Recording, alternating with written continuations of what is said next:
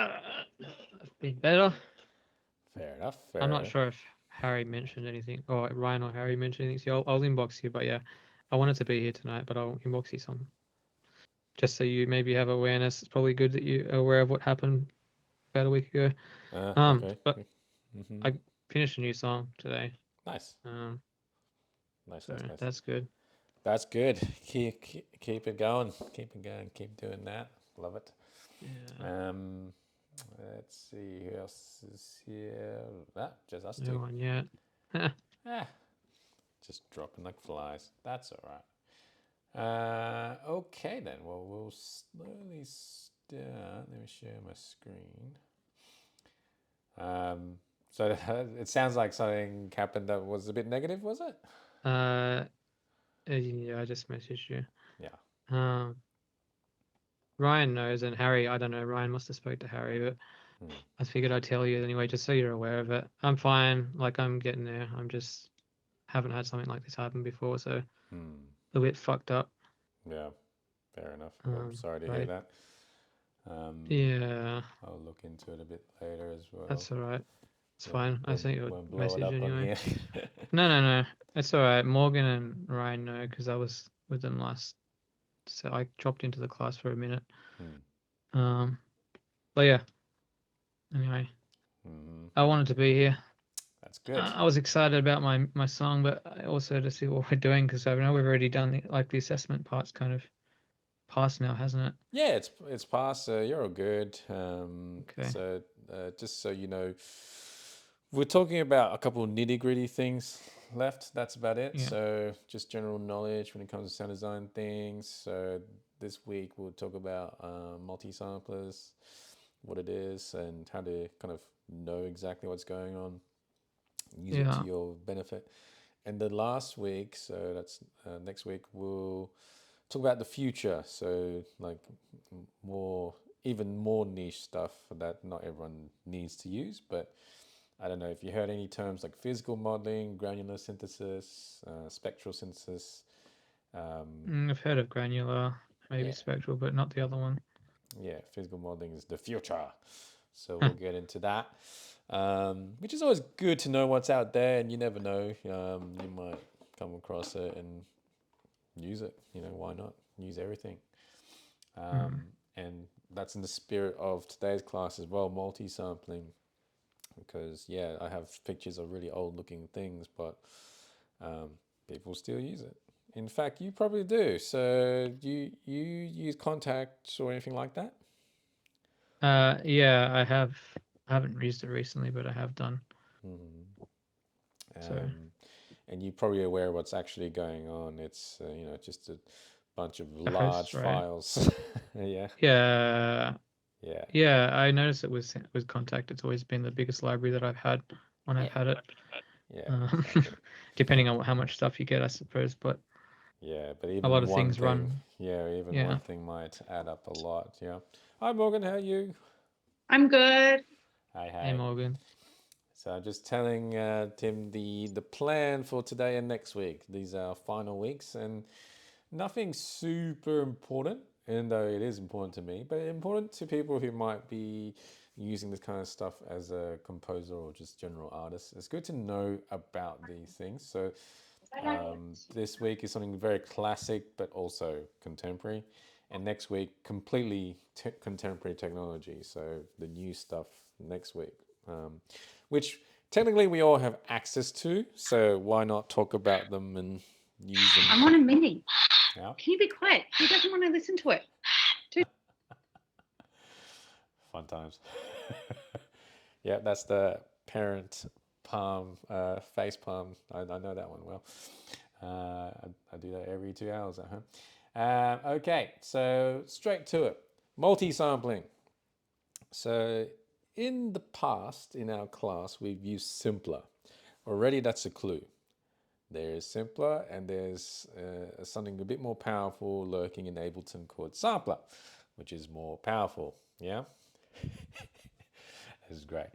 And quite simply, the difference between simpler and sampler is literally this term here. You have multiple samples versus one, right? Now, before you jumped on, we're going to ask Tim if he's used a contact or anything like that. Morgan, I don't know if you've used contact or anything like that. You know, the native instrument stuff. Yeah, yeah. Yeah, I have. The problem with them is all those things take up so much data. They sure do. And there's a reason why we're about to see. Now, all of us, we have Ableton. So Ableton Suite, correct? So if we go into Ableton, Ableton has its own multi-sample instrument library. So Go and unpack your school bag. yeah, Have a so shower. Off you go. Come and do your stuff. if we go to packs, boom. Now I refuse to download crap onto my computer. I like to keep my computer quite lean and mean. But I have downloaded certain things. For example, sometimes I need to pull out, string quartets for any specific reason. Now we look at this, just purely the samples folder, right? If I go to show in Finder, let's go show in Finder. So here it is on my computer. Apparently it's taking up a gig. In my world, a gig's a lot. But on some other kind of multi-sample libraries that you may have seen, so if we fire up native access, Morgan, you might get triggered here because this is the good old native instruments stuff. Look, it's good. Don't get me wrong. It's good. You're going to buy me a new computer, then it'll fix everything.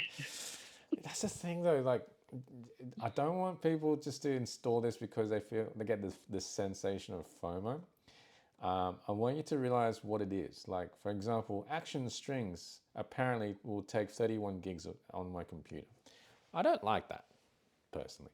But if I have a job where I compose for TV, movies, ads, that kind of thing, then I want to have access to decent sounding strings straight off the bat.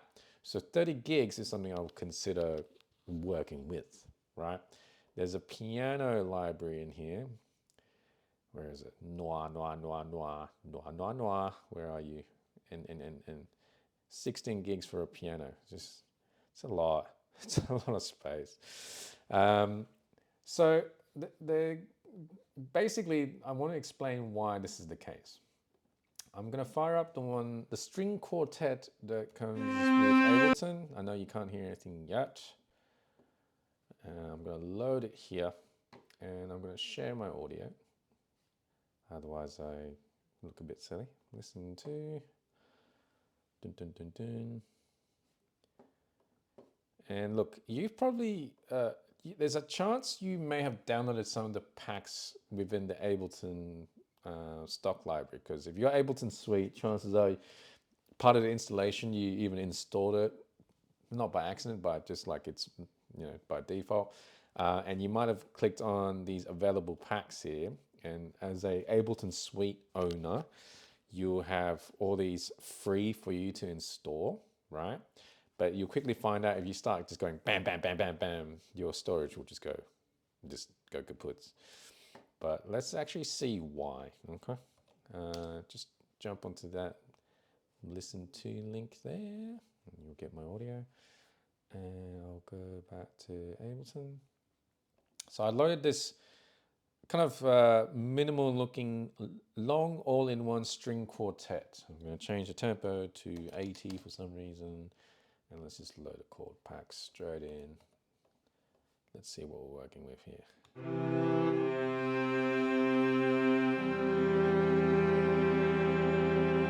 There, we've got strings. Now, I mentioned this briefly once upon a time, maybe even last week. When we see this page, a stock device in Ableton that has seemingly just a simple set of macros here, it's safe to assume that it's done intently to kind of simplify the process of making a cool sound. But if you ever want to see the truth, right, you look for this fifth icon from the top, down from the top. You click that to see what's actually lurking. Something's opening up here. Oh, I'm opening up further. Then I see this and that. I see Spitfire audio something. I see this device, which we're talking about today.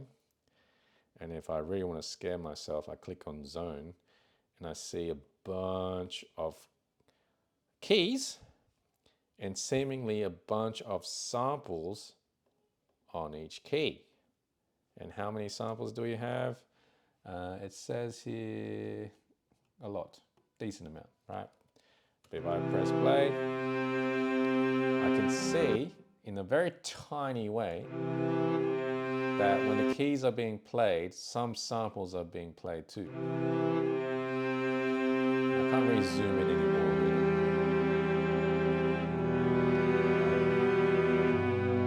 So all this stuff, which seems a little bit too much here, is the reason why these things, these instruments, take up a lot of space. So here's a nice, easy rule of thumb for you right now, right?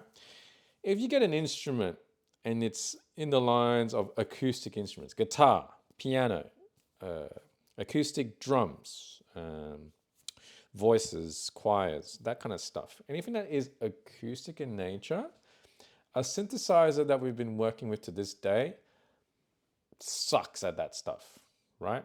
Traditionally speaking, there's no, as try as we like, we can't get saw waves and sine waves to sound like the human voice. It's just not possible, right?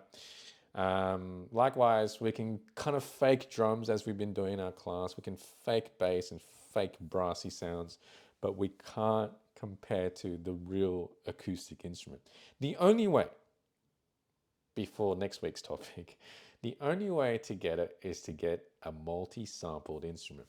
So when you jump online and you see anything that is labeled as contact library, let's see, contact alternatives. Oh yeah, that's a good one for you. Contact, anything that says contact is a clue that this is a multi-sample instrument. The thing is, those of you who actually have used contact, I wager you never seen contact, what contact actually looks like. So what I mean by that is, if I look at contact instrument, okay, normally I see these kind of preset tools with minimal controls in them, right? But seemingly they all live inside this contact shell for some reason, right? Now remember what I just showed you in Ableton before. If I showed you what contact actually looks like, right? Great, my stepdaughter's belting out Frozen tunes in the background. See, Morgan, you're not the only one. Multi-samples. Okay, where is it? So yeah, if you thought Ableton looked a bit crazy, just look at Contact and how they set up their things. This looks super inspiring, doesn't it? That looks like some sort of, if you didn't see the keyboard, that looks like some, what do you call it? CAD design software. It looks super technical, right? More multi-sample stuff. A lot of the processing is, you can see the pages with the processing, the real dials, the waveform editor. So yeah, that's what's actually happening with Contact in the background. It's these instruments, these multi-samplers, they host multiple audio clips essentially, right? And they span it across the keyboard. And the better, the more detailed the instrument, the more space is going to take. It's quite simple, right? So unfortunately, in some ways, the more gigs, the better it is actually. Because, for example, if you get an acoustic drum kit, here's a good example. Just think about the poor person recording every single hit of the snare drum, the hats in the room, the kick, the ride cymbals, the different percussions that come with this kit, and also the fact that they had to record it close and then far and then left and then right and then in a room with less treatment, with more treatment, because these dials allow you to turn the volume of the room down, apparently, can pitch it up, can change the attack. So the more gigs these instruments have means the more instances of someone physically recording that sound in that space, etc. Right? And also the drummer itself, when they're recording these hits, they have to play loud and they play a bit softer and a bit softer, even until a tiny amount, just so you can have the power for you to change the velocity yourself. Think about it. There's no magic way of telling some imaginary drummer to play softer. They had to record that sample to do so. Right? Hence why it's some of these drum acoustic libraries, they're well into the 20 plus gig mark. And of course, the string ensembles, it makes even more sense because they got to record the entire damn orchestra, don't they? Hence the big gigs. Right, look at this. This is a good one, Amadeus Symphony. Now, this is just some magical ones and zeros information making up the sound of this. That's every instrument's been recorded at different articulations, different playbacks, vibratos, pizzicato, pianofortismo. I forget. You know what I'm saying? There's a lot of nuance in the playing of these instruments, so therefore they're trying to record every little thing. Hence the space. Now, hopefully you get my point. These things will take up space, especially if they have a lot of instruments, a lot of detail in them. Cool. There's another thing I need you to think about. On one hand, when you need real pianos and you need strings, there's no argument here. You get these type of instruments.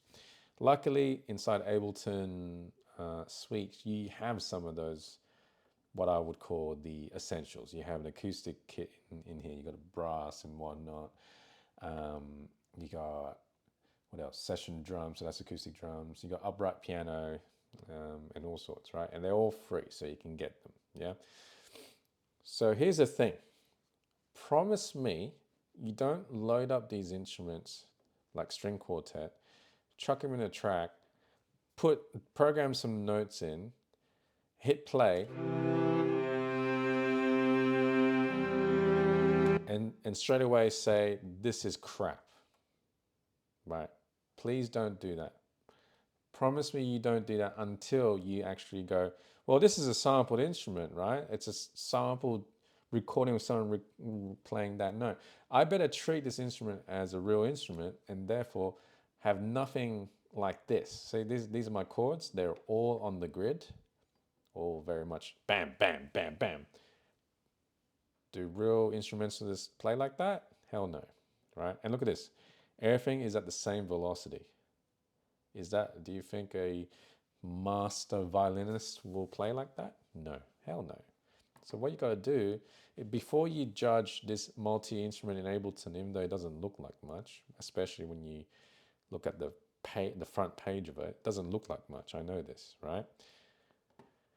Before you judge it, put some work behind the programming. Take it off the grid. Imagine you are the strings player or the drummer or whatever it is. Take the notes and play it in a more humanistic way. Do not have things just left on the same velocities because that's a robot now. That's not a human anymore. So I'm going to hit randomize velocity here. I'm going to push these forward and back because I'm a human. I'm not a robot. Even though sometimes I talk like one, that's not the point. I'm trying to be human-ish, right? So just pushing things behind the beat, in front of the beat, right?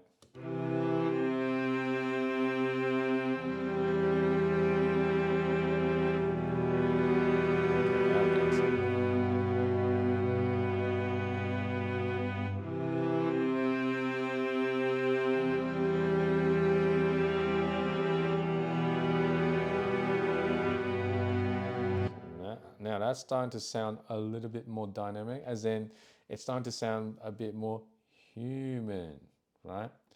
So don't just go, all right, put some notes in, same velocity all the way through, and just say it's crap, right? You actually got to put some work into it. Likewise, if I grab the piano, which I don't think I've installed it anymore because I've changed it to one I liked better, but this still kind of proved my point. Same deal, I'm using a multi-sampled instrument. It's a piano now. This one's a third party. Cool. Needs a bit more volume, so I'm just going to add a... where is it? Where's my user library?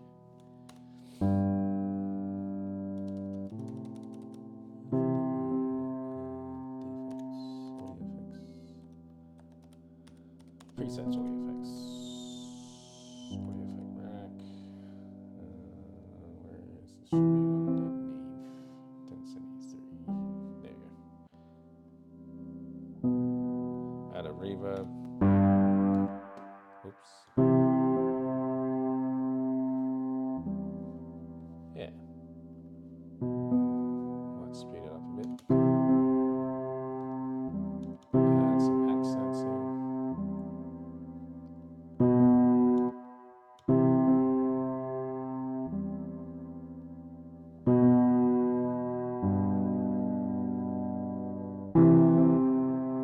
It's a bit too much.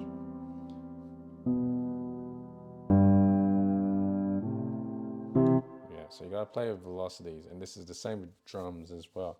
So yeah, whatever the instrument is, drums, choirs, doesn't matter. Make sure you put that extra work in here.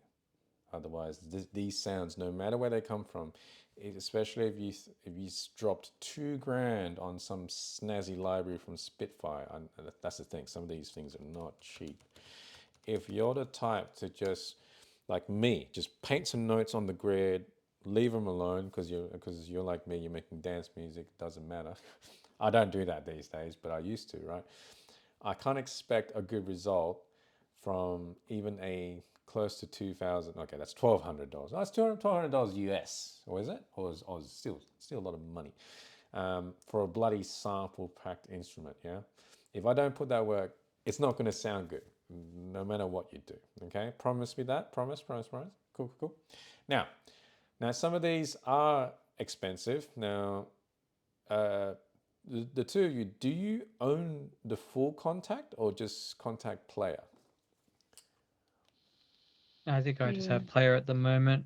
I think on my old Logic Pro system, I had the other one, Contacts, like one of the early versions of like Contact 6 or something, but Yeah, okay. not now. Brilliant. So whenever you're looking for certain sounds, let's just say you really needed a orchestral sound.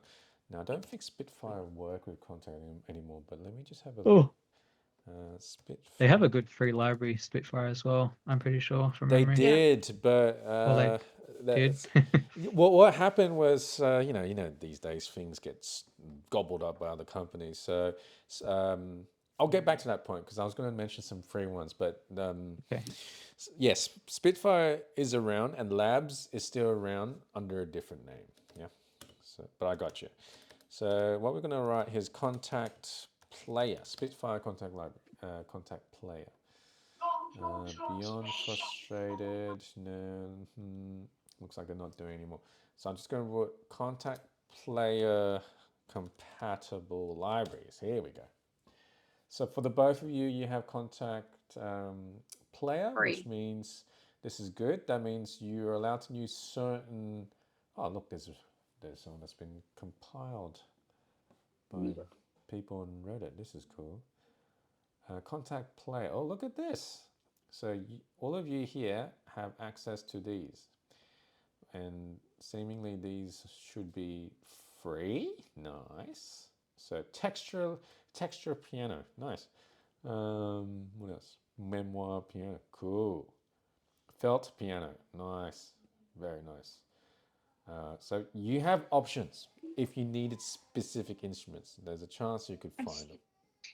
I still think that a lot of stuff just sounds better live. Like that's why I went and picked up this like baby chime harp for like whatever it was. Like the sounds are just, I don't know, they just sound 1,000 times better. Like, yeah, for sure. No, I totally agree. But then the big factor to how they sound is how you record it. And look, if your space, your environment, your mics are not up to scratch, then you're taking a shot of a beautiful scenery with a Kodak camera, which is still cool, but it's not possibly as high definition as it can be if you get these guys who, yeah, you got to put more work into recording it, or if you can play the keys proper, then you can actually play these instruments in, um, and just making sure you got the sound you need. Now, fun fact: if you look at the kind of big dogs in the film industry, actually, any of you two interested in working in film potentially? Mm, Potentially, I've done stuff yeah. before.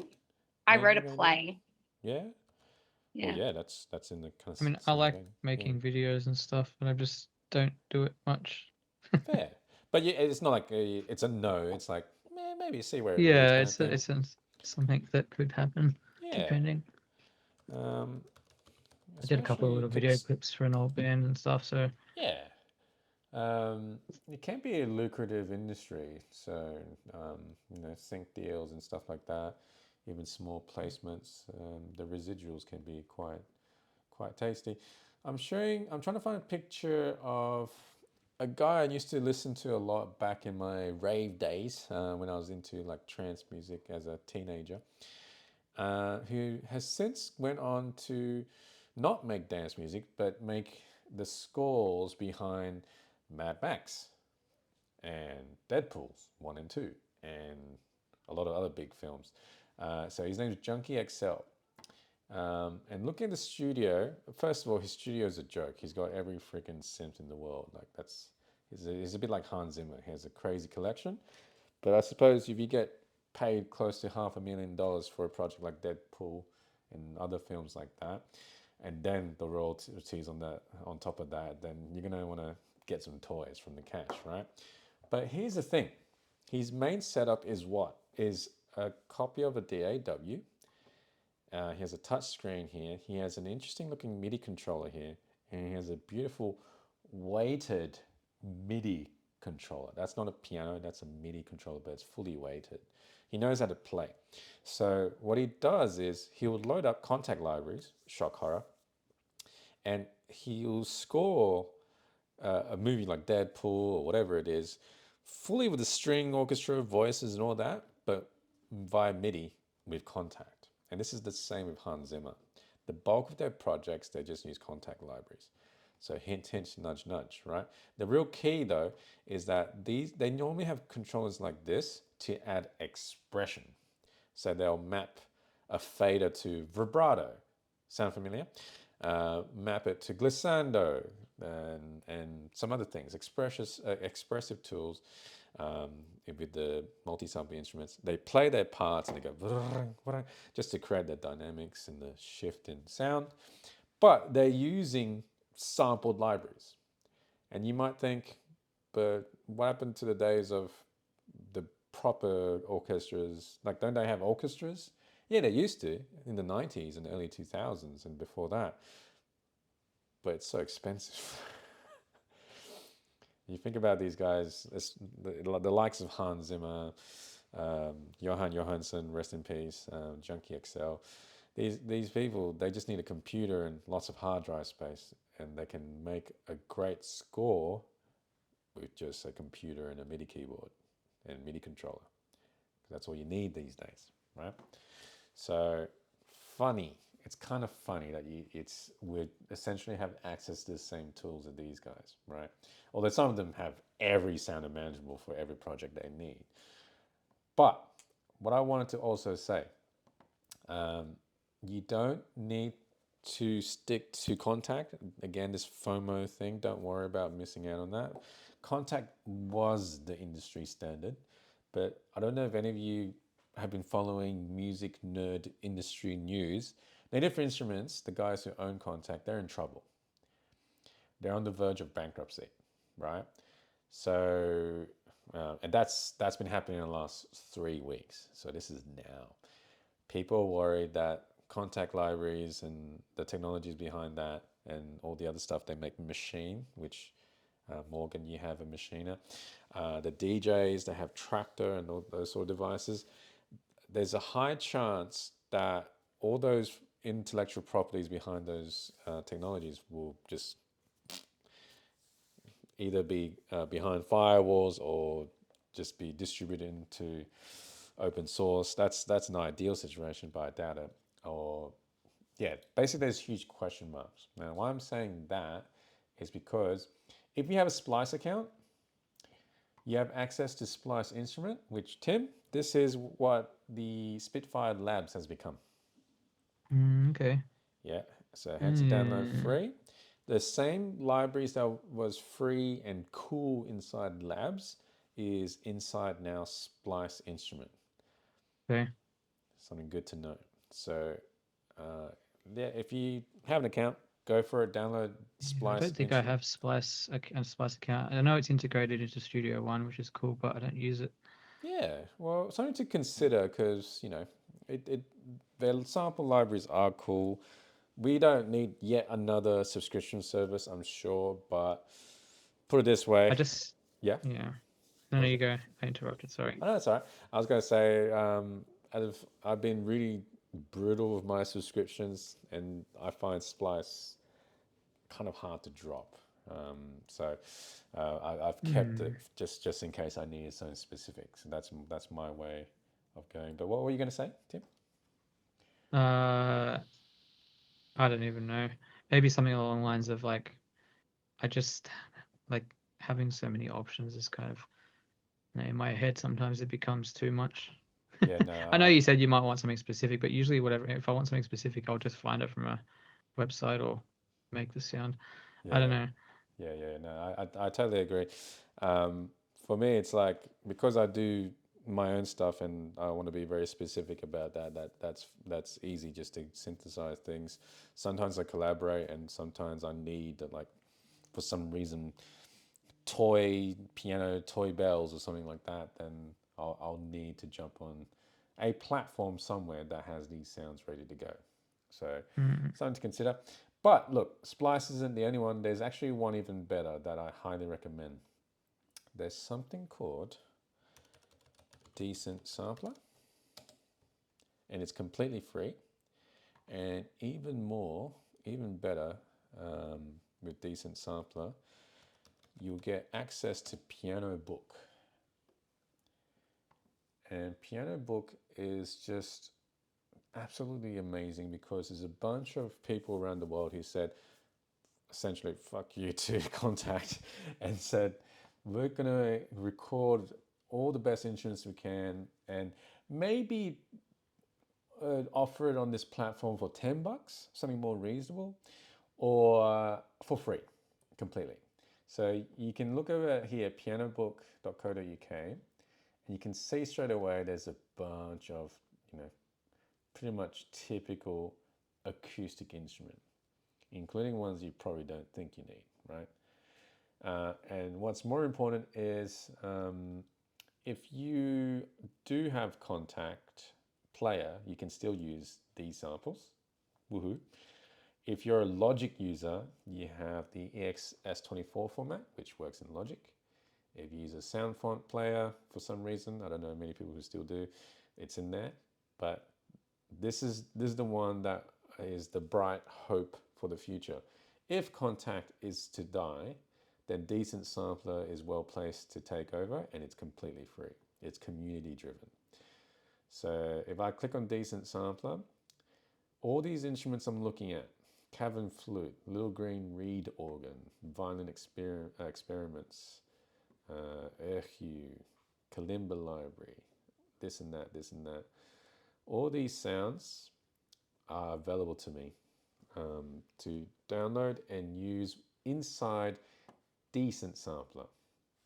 Now, the only problem is Decent Sampler website, for some reason I checked it earlier today, it wasn't working, which is a bit annoying. I wish I could show you. But Decent Sampler is just basically another Contact. And it almost looks the same because you don't see what the actual sampler is doing.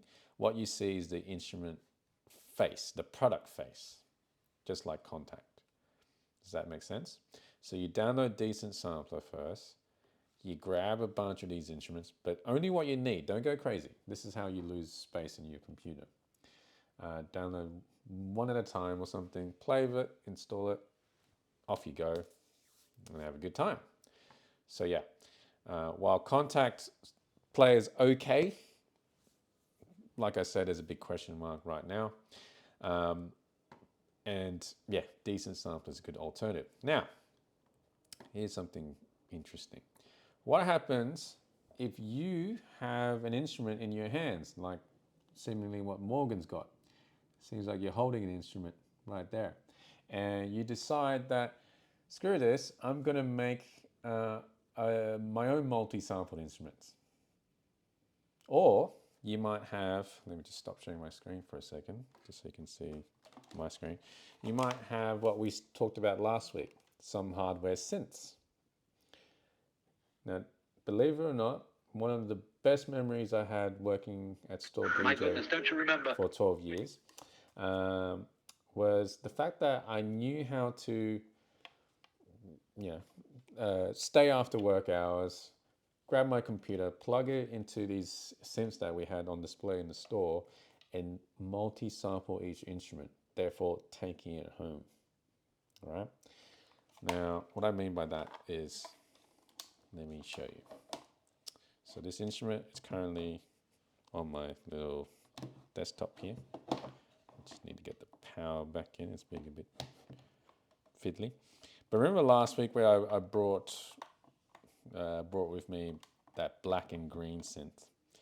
And to be honest, I should have brought that one because this one's a little bit buggy. But I have the option of multi-sampling this instrument. So I'll share my screen again and I'll show you what on earth I'm talking about. Include sound. Cool. So let's play with Ableton Sampler. All right, let's get rid of the drive, get rid of the reverb. So this is Ableton's real sampler. Simpler is great, it's nice and quick, but this is the true beast that is where simpler comes from. It's harder to use because it's more options, and it's missing some nice, quick, easy chop features because its strength isn't any of that stuff. Its strength is to multi-sample instruments. Yeah. This is the thing I want to learn. Yeah, good. Well, actually, I think.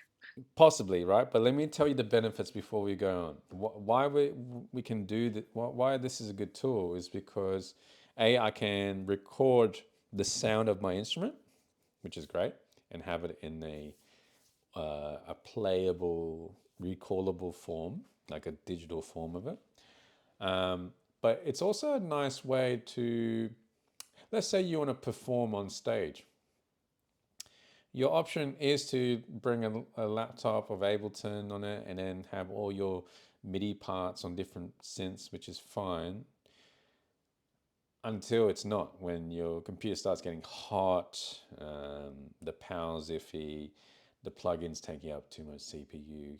These are all factors that come into play.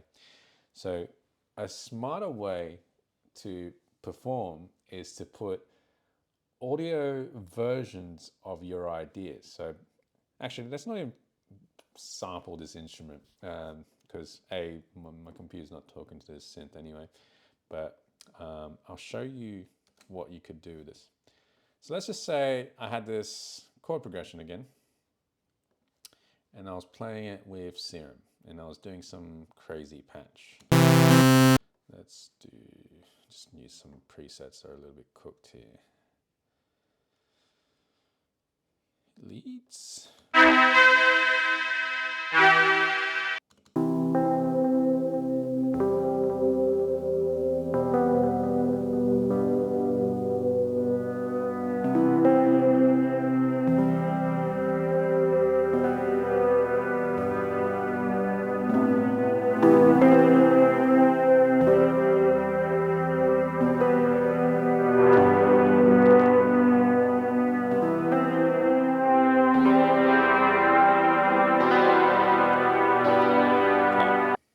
So let's just say that's something I made, that's part of my song. It's like a big part of my song, whatever. What I can do is I can bounce this to audio, right? And as an option, I can place it on a single key in my sampler. So if I open up sampler, not simpler, yeah? Simpler is the basic version of sampler. Sampler is its own instrument. It's a big boy kind of instrument. How to use it, you got to go into zone, and now you have 88 keys available to you, which is a lot of keys.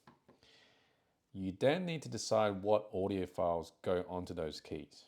So if I want this whole pad progression to play on one key, I go and drag it into sampler in this list here, in this zone list.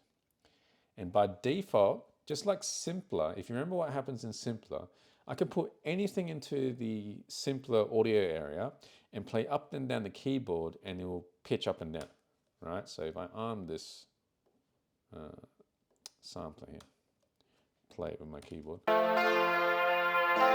And notice how if I go lower key, it slows down. If I go higher, it speeds up. Just like simpler does. But what I can do instead is I can say, hey, every time I press middle C, just for argument's sake, see what I'm doing here? I'm cropping this play area. This is very important to note if you're going to be using a sampler here. It's very fiddly. But see this? I'm cropping it to one note. Let me zoom in a bit. Right? I'm cropping it down to one note. Yeah? And I make sure it says here, I'm putting this down to middle C, this tiny little block thing. And I've got to make sure this root note control is reading the same number. You have to make sure you know what note you're on. So now my entire chord progression is going to play whenever I press middle C.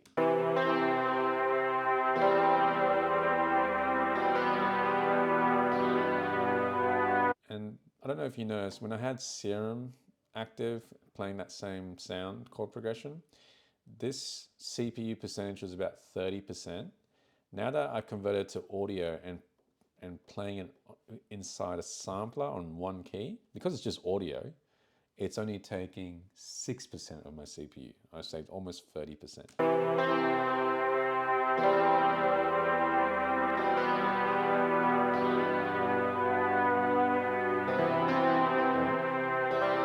And this is lazy. This is like when you put an entire melody or chord progression on the one key, which is fine.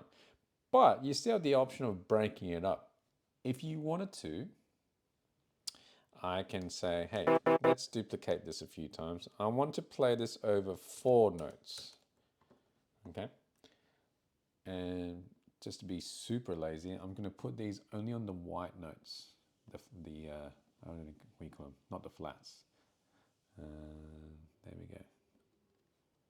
Okay, and the first one's going to be middle C. What's the next one? D3. So the next one down, I want to make sure the root note's set to D3. This one's set to E3. This one's set to F3. And what's great about this is now I can say, let's just play up to here only. The next one can play the next bit.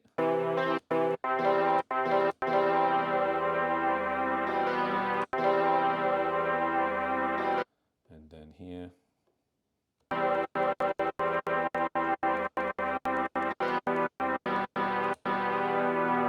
And then this last one.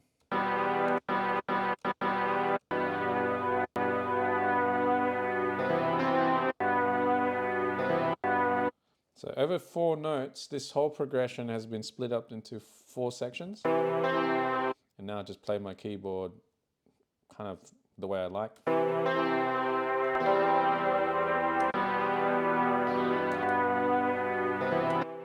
So it's a chopped up version, right?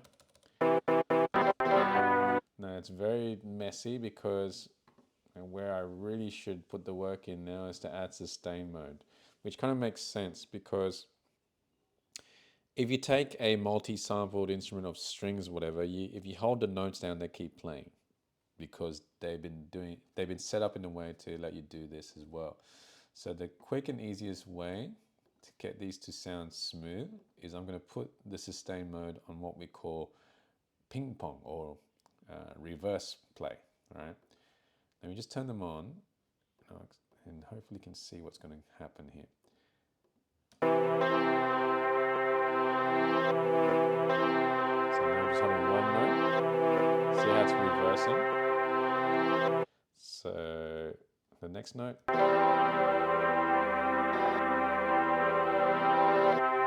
Well, let me just change this.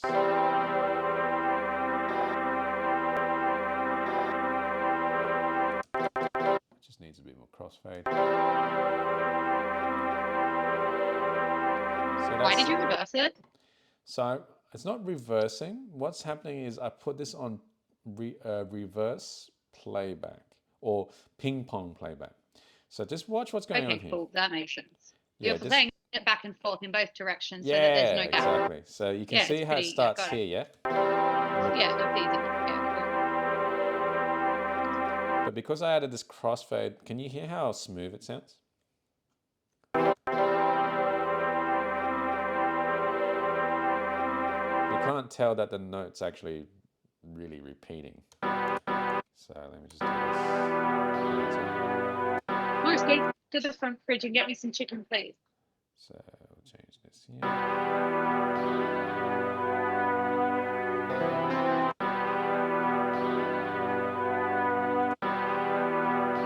So I just got to get the right loop point.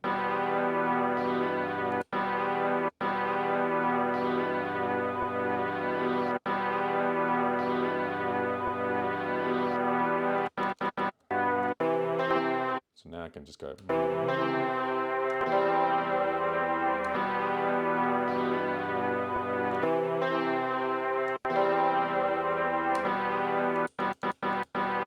Which is fascinating. Fun fact, if you ever seen the Prodigy play live, the Orb play live, Crystal Method, Chemical Brothers, if you're not sure what they're doing, a lot of them have sampler keyboards and they're doing exactly what I'm doing. And it kind of makes sense. People like the Prodigy, Chemical Brothers, those sort of acts, they're known for their certain songs. For example, the Prodigy will have Breathe and Voodoo People, those type of big name songs. Do they risk playing those iconic hooks and riffs live on stage with That's the why I instrument? want to use this because I have a big live show coming up. It's a lot of pressure for me, but I want to make sure that the sounds are exactly, and they need to be weird as hell because it's basically. Yeah, 100%. So I'm trying to, some things I thought I could then play over the top. So if the backing track is mainly some weird thing, and then I come in and it sounds like it, and then I go, Yeah. do you know what I mean? Yeah. Like it kind of can look live, but not be live. No, but if you, yeah. Well, obviously, this is just a method to capture the instrument. What I'm talking about is the applications of this. So, for the likes of the big electronic acts, because they got so many hits, instead of taking super expensive old equipment that they may have written the songs on onto stage, some of them do. What they do as well, more so these days, is they take a sampler, they load up their biggest hooks on a single key or split it across over just a handful of notes in sampled audio form. That's why it sounds the same as the record most of the time. If it sounds the same as a classic hit that they've written, it's because they sampled the actual synth instrument and either one note cheat, one note press, and it's like the whole melody. In the case of Liam Howlett from the Prodigy, he doesn't do that. He actually splits it up, but he splits it up in a way kind of like how I did it. Instead of going splitting up every note, he'll split the phrase into quarter notes. So instead of going, that's kind of impossible to play live. You need a sequencer for that. What he does is he goes on three notes. Does that make sense? And he just plays it in time somewhat. right? In fact, it's a very hip hop thing to do because that's how hip hop artists made their beats. They use samplers like this, but with much more sexier drum pads and stuff. But it's the same exact concept. They would have the phrases split up on multiple hits. Now, this is a bit embarrassing for me, but I'm going to show you one of my first songs I made as a student, similar academic age to you now, like my first or second year. But I'll show you because I was a pretty big hip hop head back in the day. But let me show you. Where is it? It'll be under here. I'll share this. Still here. I'm just pressing start on the chicken. Yep. Right here. Chicken needs to cook. Is this Instapot or something? Where did I put it? No, it won't be under collabs or remixes. It'd be under. Where did I put it?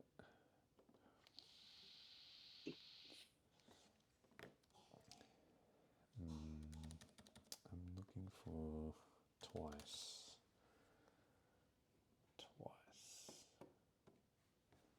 One Talk. That was my old alias, wasn't it? One Talk. Have you got your song? Still looking for it. I forgot where I put it. Ableton. Oh, it is here. Big Time, Dragon One Time. So, anyone know the group Little Dragon? I think they're from Sweden or Iceland, but they're cool. They made a beautiful song called Twice, and I basically tried to sample it. That's fine. Let me share a new audio link. Sorry, Morgan, when you come back, you need to jump on the new link here. Log in.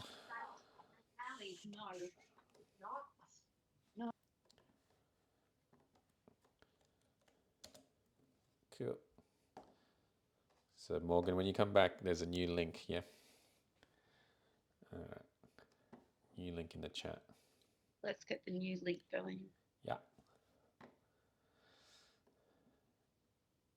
Everybody can be subjected to 30 seconds of me singing a song that I wrote, Daddy, I Feel a Failure. When you say, why do you do that? Do it that way. Nice. All right, so let's just see. Here we go. So this is a remix of sorts. I remixed this song from them, but I want to show you how I did it.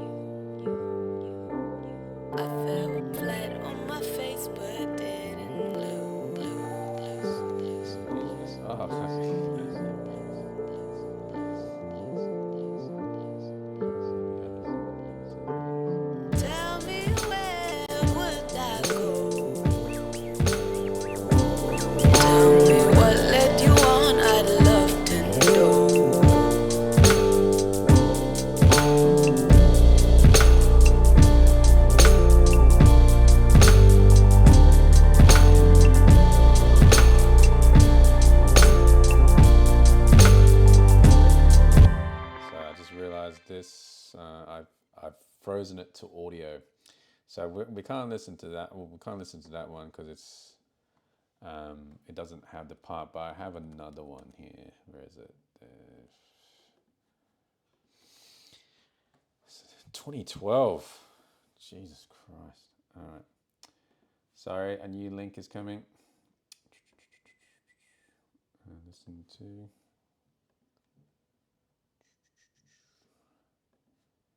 new link. This one should have the part. Let me just check to make sure. Sampler. Oh yeah. Okay. All right. New link in the chat. 2012. 14 years ago? Is that right? Jesus Christ, 14 years ago.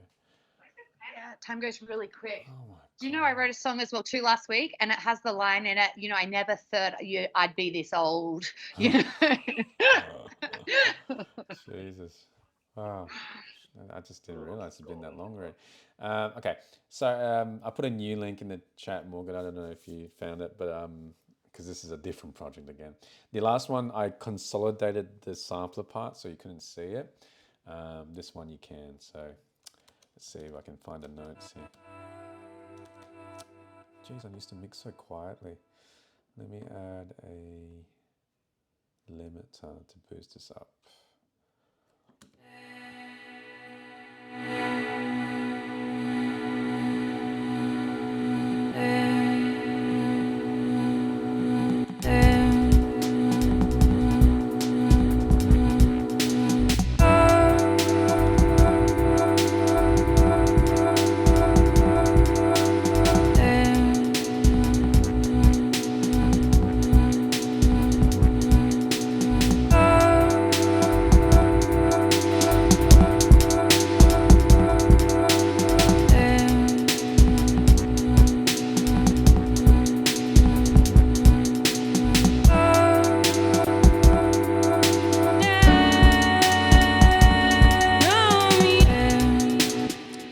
Vocal part, luckily the sample still plays even after all these years, but let me see if I can show you the original sample here. I'm going to reveal what this whole song sounds like.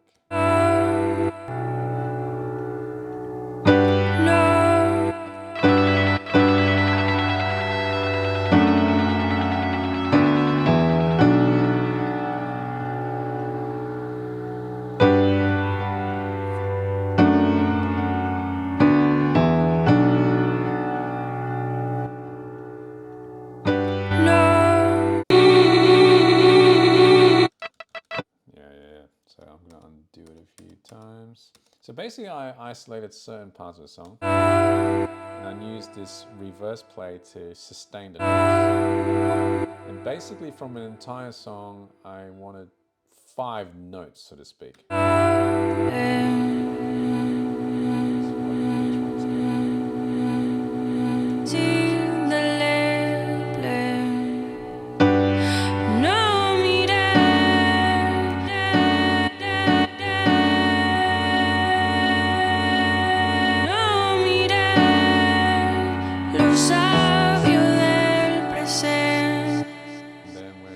Sequenced it in this track, you can see it here.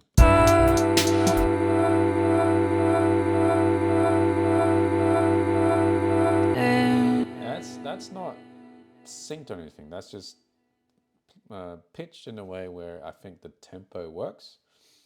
Oscillating,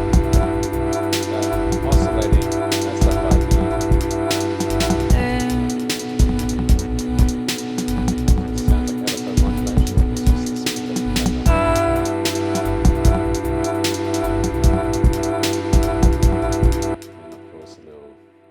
section here. So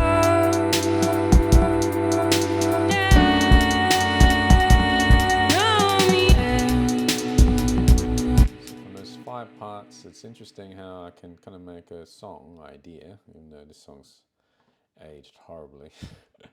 Essentially, it's just 1, 2, 3, 4, 5 notes.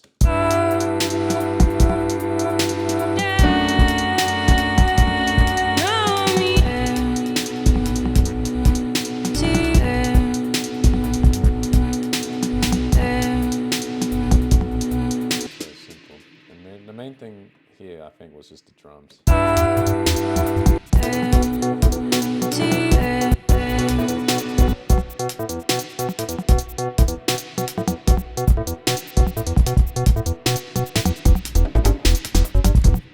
I think I was into the Chicago Chicago style of music called juke music or footwork. So I was trying to make that more footwork style beat,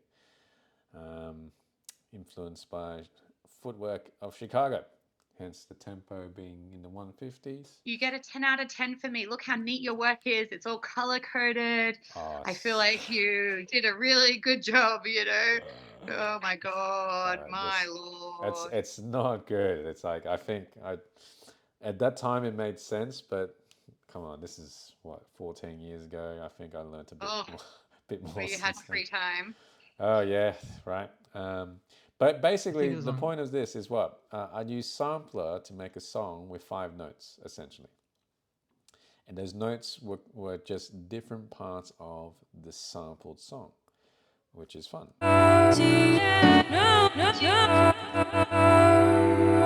It's very simplistic, but uh, in the world of hip hop and those style of influenced of genres, like that's all you need to make music. You just find cool records. This came from a record which I also found on YouTube. I found it in real life, but luckily I found it on YouTube as well. And it was just a very beautiful song I wanted to use as a sample.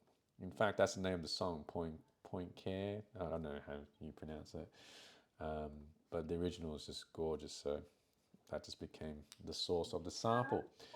So basically, like I'm trying to say, Ableton's sampler is very powerful, but as you can see, very fiddly. I don't know if any of you will go into the depths of putting parts of a song in here and editing the playback mechanism, although you could probably see the value in that. The more extreme application of this is this very fun. If you like older styles of music, electronic music, I should say. Where is it? There's a guy named Ned Rush, 90s banger. He tries to make music in the vein of the 90s era of hardcore and rave music. And of course, you can't hear when I play YouTube. It doesn't work through Teams for some reason, but that's okay. The thing that's interesting that I could paste the link of this video into the chat and could be worth looking up if this chooses to play, is that the guy makes an entire song using one Ableton sampler, if that makes sense at all, right? I'll just copy it in the chat anyway. Don't know why it's not playing. Things get funny when I try and do normal things on the computer, but yeah, please load. Why aren't you loading? Good Lord. Okay, so basically what he's doing is he's putting like a few loops. He's made some chord progressions. He made some basses and he's put some drums. And this looks like it makes no sense, but he put some singular one-shot hits on one note on the sampler. Can we go higher?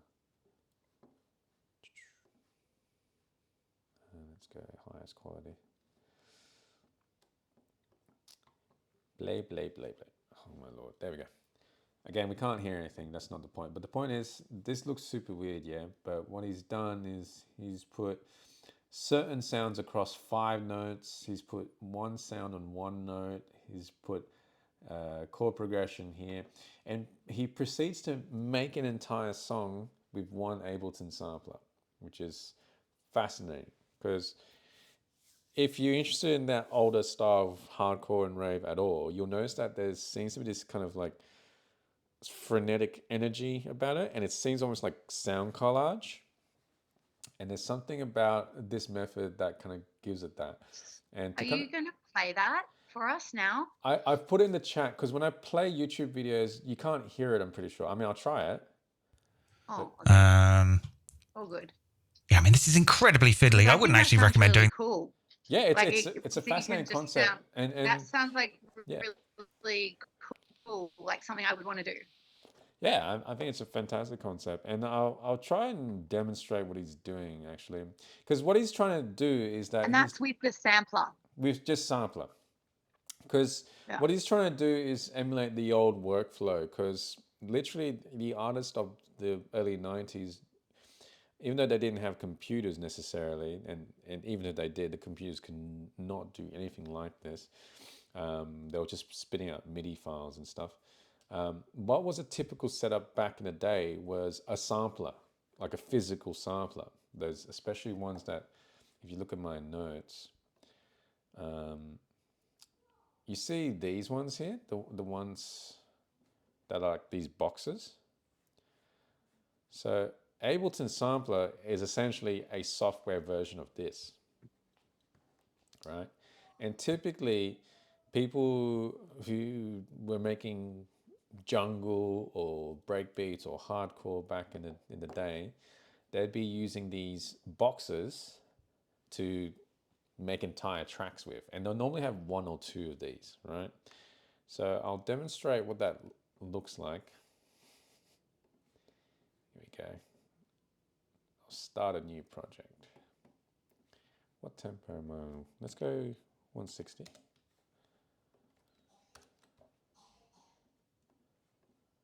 And switch this to sampler.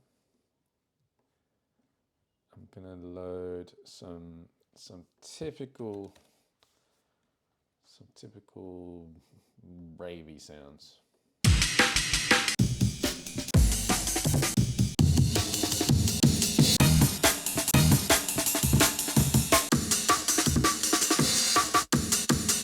Okay, so what I'm going to do here is I'm going to make this into a 90s style track.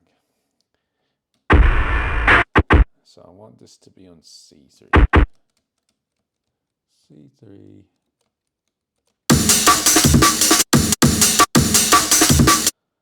And what I'll do is I'll zoom in a tad here, make sure that's the correct note. No, it definitely is. And I'll duplicate this a few times because I want different versions. The first one.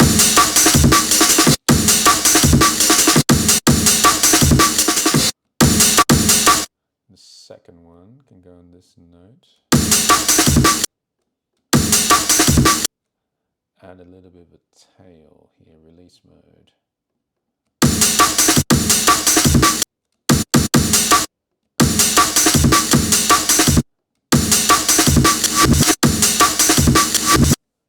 And the second one you can play from here.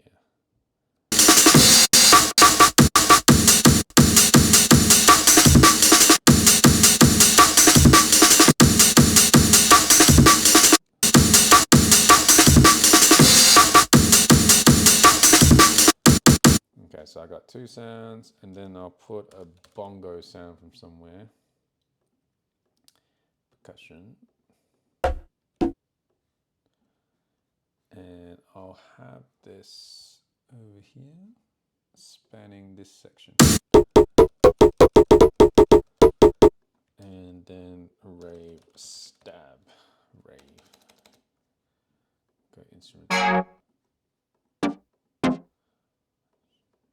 see, I should have a few here.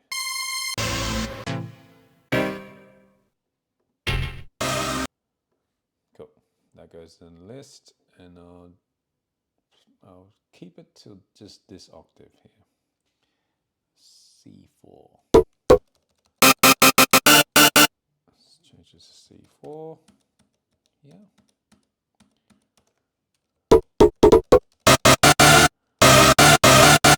See how that has that kind of old school flavor, and the clue is the fact that I have a chord transposing chromatically. That's so 90s. It hurts. It's a bit loud. I'm going to turn it down a tad. I might just add a filter to it just for a second. Oh, no, I won't do that yet. So, this looks like nothing yet, but let me show you what I'm going to do with this with just a breakbeat, a bongo, and this stab sound. Okay. So we're going back to the 90s where people, when they started making music, they had one or two of these type of samplers those samplers normally had 8 outputs, so 8 sounds typically. And you would have something like this. Let's go and loop 4 bars. 4 bars, please. There you go. Make a MIDI clip. And I just have to remember my notes. I know this is my breakbeat.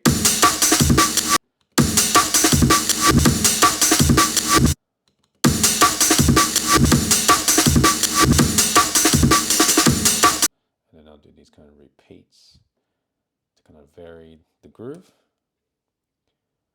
and do like a little fill.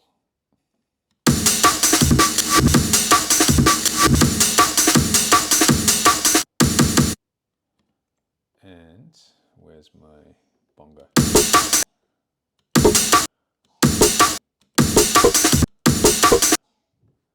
And this is how the Prodigy used to do it as well.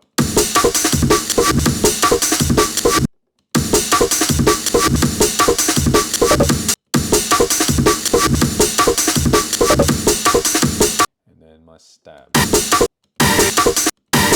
Bap, bap, bap.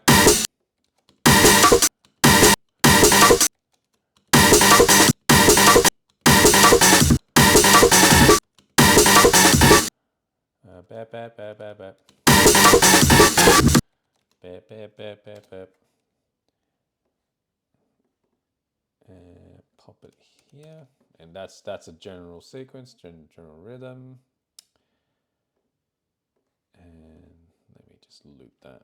And the only thing missing for me is like a nice tasty pad, but this will do. So isn't this weird? What it looks like I'm playing notes of a keyboard, but really I'm triggering snippets of audio because that's how I set it up.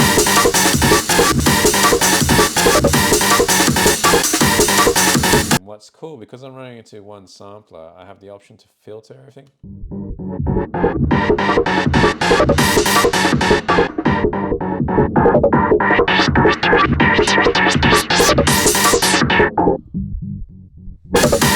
The thing I'm missing now is a big 808, boom, boom, boom, to do the kind of jungling. Single 808 hit, boom, boom. Oh my god, this is so fun. I need to make this kind of stuff again. I do love this style. Like the Prodigy, it was so influential to me. It changed my life. Just that energy was just palpable. That's just me, not for everyone I know. But I love what they did. C5. And I don't know, making a track on one instrument, that's kind of awesome. Mixing wise, it's rough as. That's why it's hard to make it sound good. That's why those guys were amazing. But there's something to be said about this. Where's C5? This is where my bass note will be.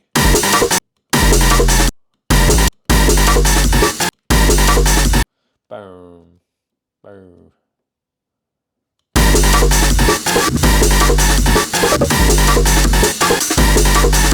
Boom, boom.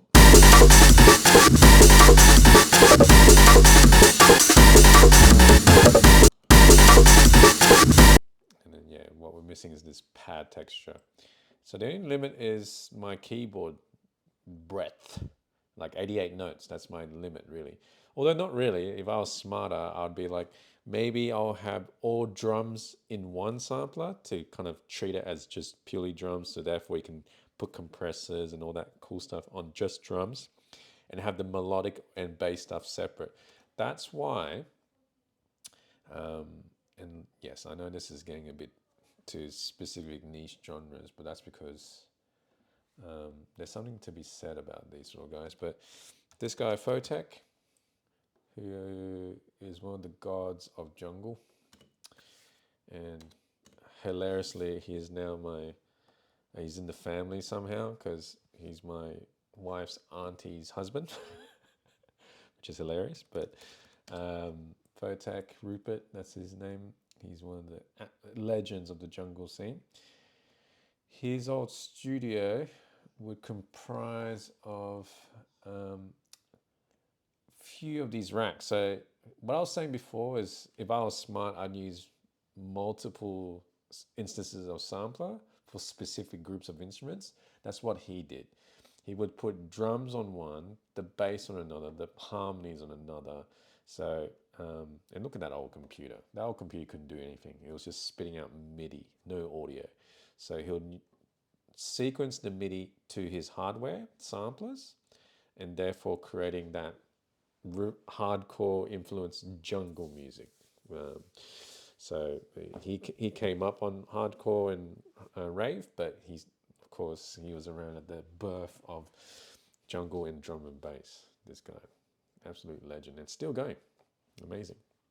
But right now he just uses Logic and these samplers, so similar workflow, but because he still has a certain sound. There's a sound characteristic to this which I can emulate, but doesn't quite feel as the same.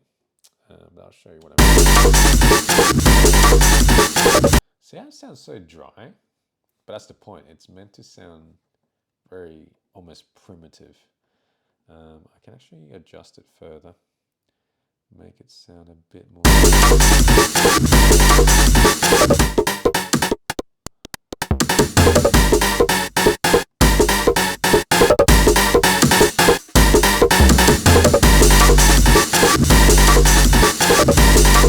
It's very repetitive, this style, but what they used to do is it'll play for a bit and then seemingly it'll change completely in the next part of the song. That's the strategy, because when they change patterns, they normally just say, screw it, we're going to put 3 songs in one, and it will have a completely different texture, and hence the use of multiple samplers. And I find that very fascinating because, yes, it is an old, antiquated kind of method, but there's something to be said about this weird simplicity. I don't know. I kind of love it, but again, it's not for everyone. But yeah, let me emulate this older sound real quick. So if I go to mixing, we'll put it to tape.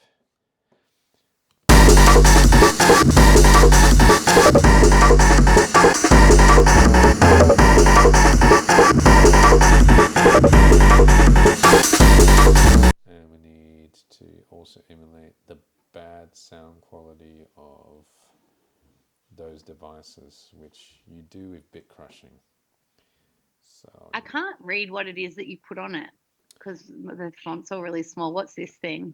Furrow. This one's called Ferro by Encoder Audio. It's a Maxwell Live tool that I paid for.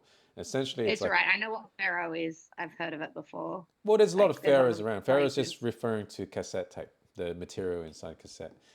And that's what I'm using here. I'm using like a dodgy cassette, and I'm gonna bit crush this.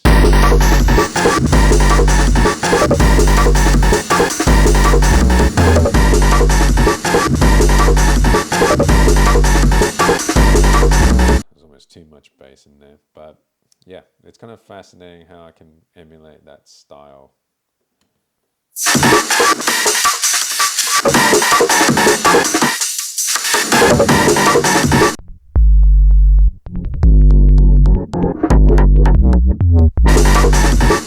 Anyway,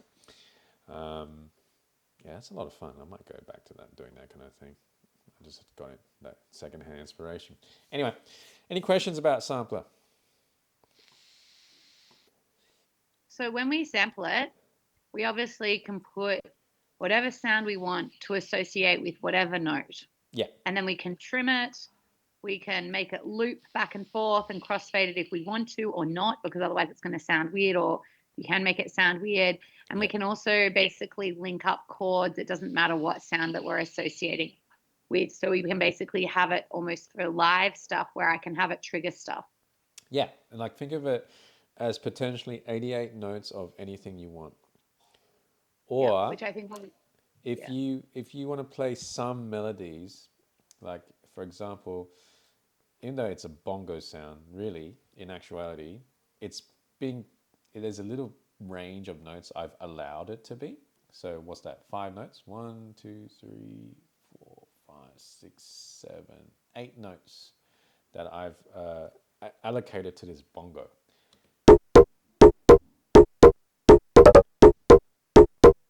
And and look, it's not going to melt faces, but you know, if I'm going for this rave aesthetic, which it wasn't beautiful melodies, it was all kind of these strange hypnotic sequences, and yeah, I've pitched a bongo essentially, but I can replace the bongo with a single melodic note, which is why I have certain sounds of this. So, for example, where's the organs? There we go. Let's put that on here. I'm going to delete that. Hopefully I got the right range here.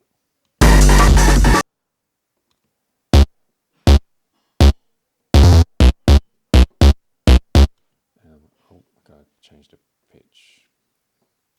It wasn't C3, was it? It was, I think I started from F.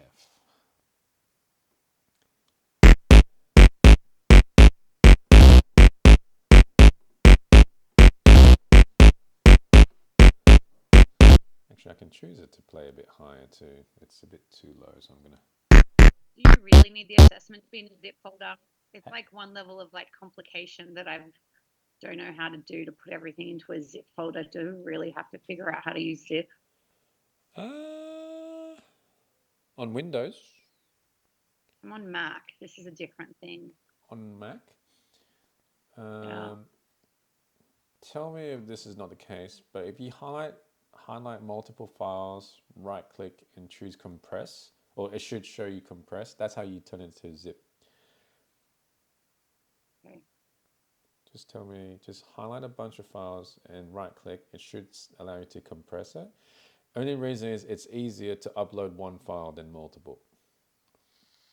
Okay, I'm gonna try and figure it out now. Yeah. That's why.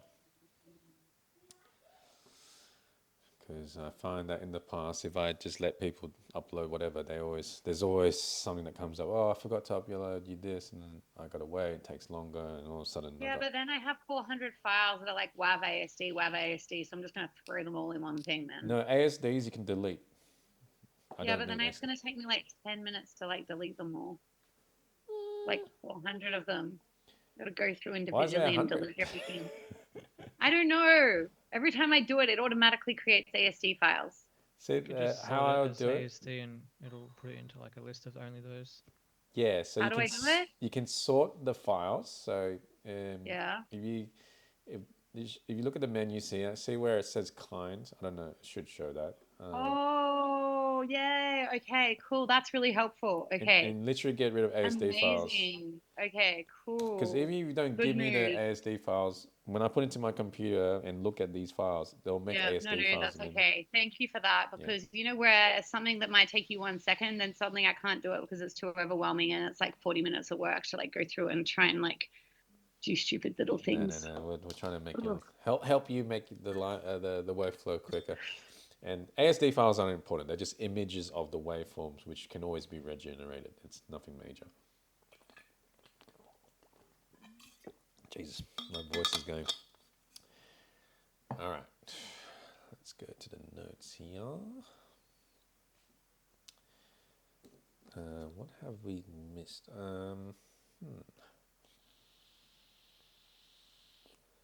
Here we go. So I forgot to mention drum sampler.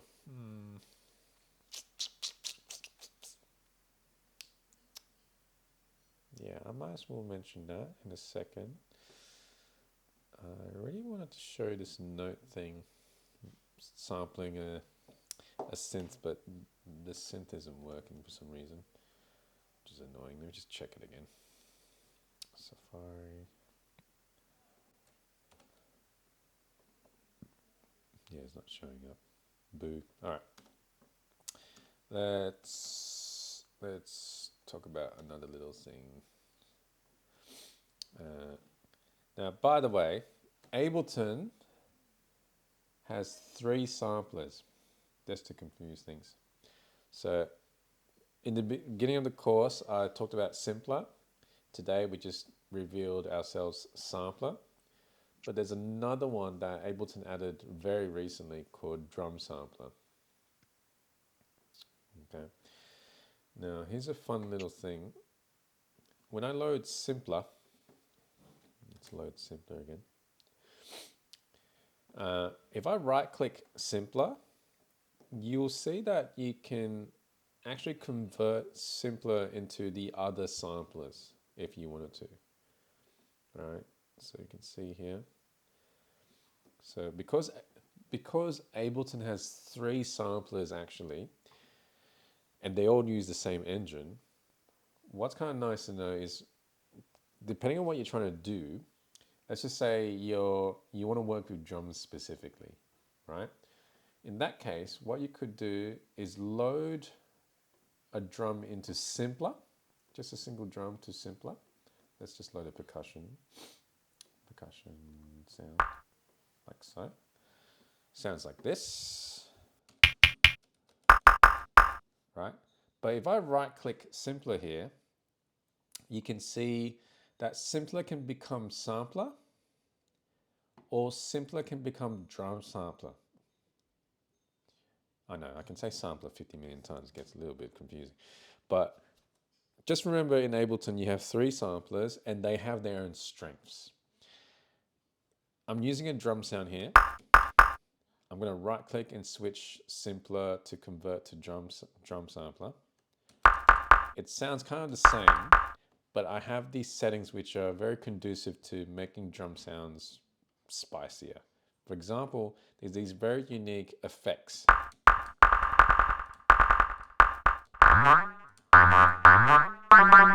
And under these effects, there's a bunch of other ones here, like punch.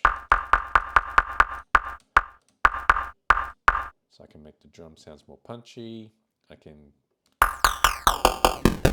some big crush, FM,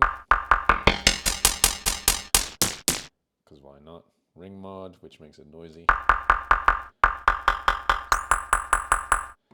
Sub oscillator, which is great for kick drums, makes it heavier. Adds a lot of sub bass, noise.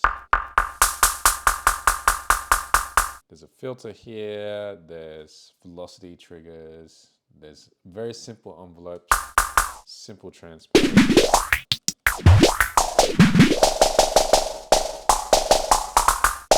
So it's kind of good to know, because if you're working with a bunch of drum one-shots, then Drum Sampler could be more fun to play with, to make the drum sounds a bit more spicy. So, and what's kind of interesting, you can always go back. So if I want to go back to Simpler for some reason, I can still do that. And then I can even go from Simpler to Sampler. Still sounds kind of the same, but I have access to even more powerful things in here. For example, there's this oscillator mode for some reason, which allows me to kind of layer a synth on top.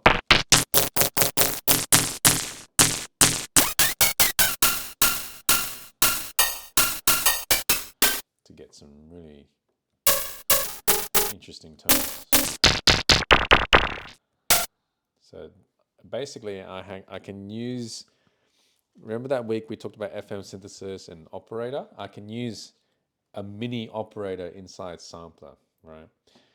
But also there's other things you can do. For example, one of the things I miss from Simpler, what you can't really do well, is this little thing. I'm just going to load up some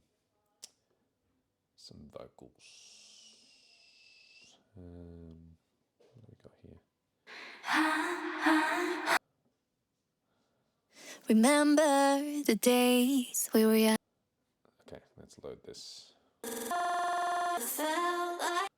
So I've got a vocal in here. What note am I triggering?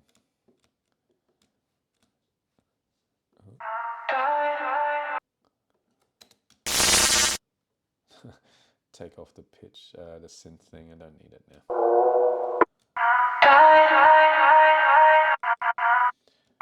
So the thing that I can't really do well in Simpler is have the ability to modulate sample start, which is one of these older 2000s era sound design techniques, which only some people know about this day and age.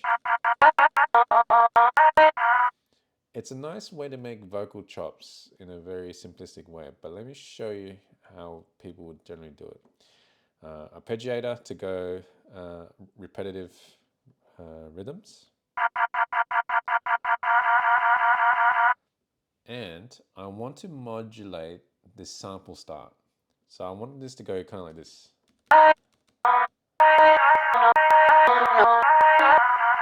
But I'm not going to automate that because that can be a bit silly. I'm going to go into the modulation tab, click on LFO 2 because I want to send this LFO to somewhere specific. I'm going to switch it to random. See A and B here, this is your destination. So A is where I want to go to sample offset, which is the sample start time, and send it upwards. And I want to have this happen at every 8th bar as well. 8th note, I should say. Okay.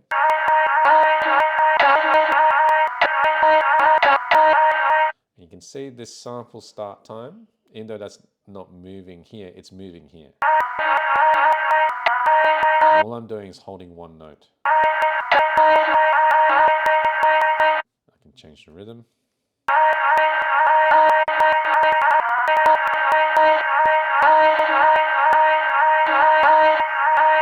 Let me just increase this even more.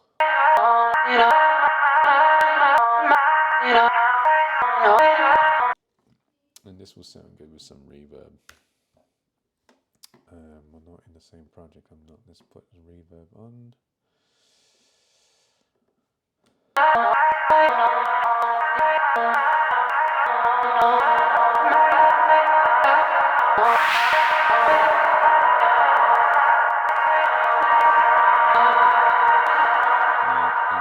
It being a bit clicky sounding because I don't have crossfader mode on and sustain mode on. So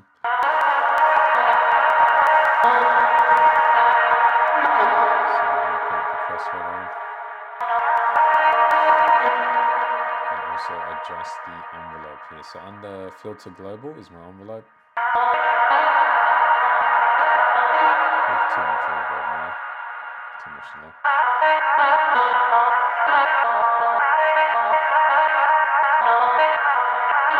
I can activate the filter so I can start carving away at it.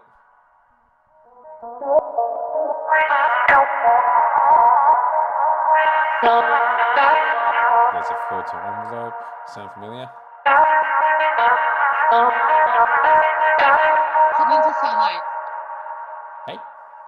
Why is it familiar?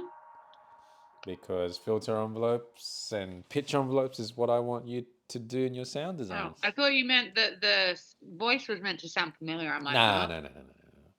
But maybe not voice sounds familiar, but this kind of style of sound might sound familiar. You can hear this used a lot in music.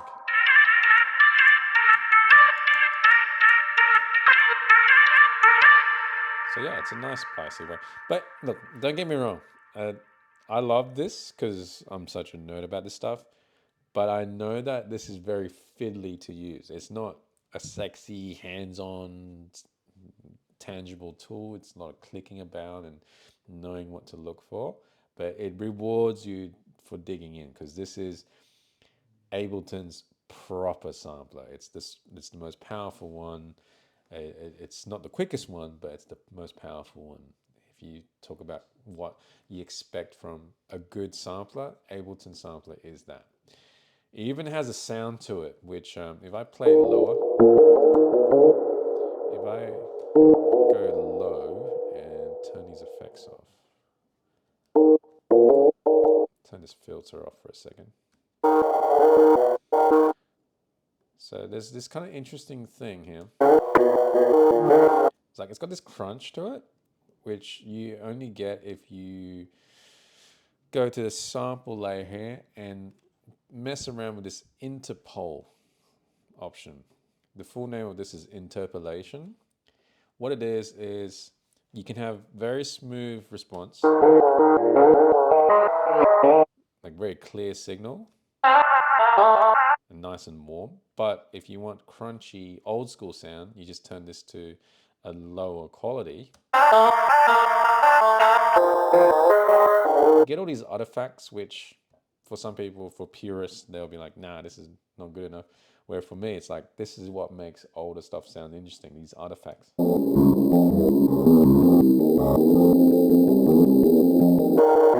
There's no bit crusher effect anyway. This is just bad audio we're dealing with. But I like that.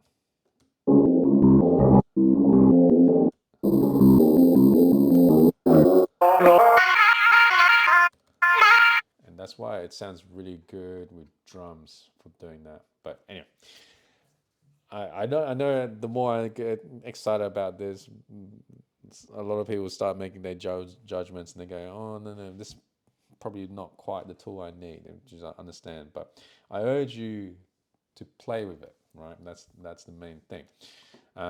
So that's what we're going to do for the rest of today, right? We're going to try and make this work. But how are we going to make this work? Well, I'm going to give you some advice. I do have a question though. In order to make this work for all of us, I want you to all check something. I want everyone to go into their library on the left of Ableton here and go into samples and type in piano for me. And what I want to know is, do you have any samples that are labeled kind of like the way I have it? Like they're labeled the name of the instrument and they have all these note name afterwards. Tell me if you have that too.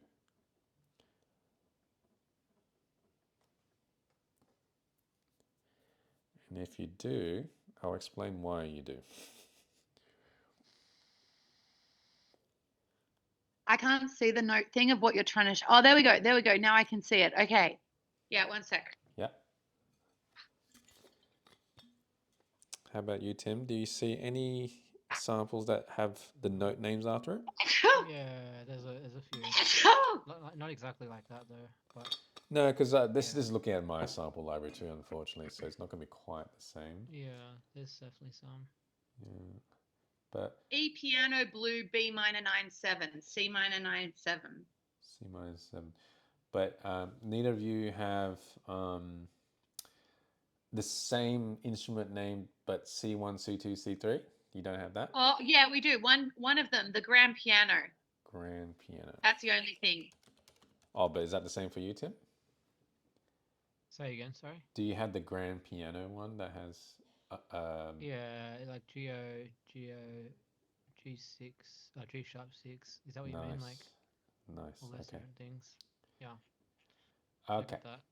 So that's interesting because what that means is what this might, if well, I don't know if I answered the question, but if you ever seen one instrument name, multiple notes, it's because that's the clue for you to use those samples in a multi-sampler. Does that make sense? So even though it might not have every damn key, right?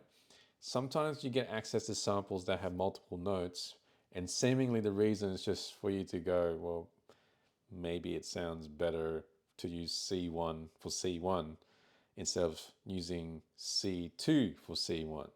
But actually, no, the real answer is it allows you to create a bigger instrument, right? And I'll demonstrate if that makes sense. So what I'm going to do... It feels just like you're making a mess and not cleaning up. No, where is Victor? You're not to watch without him.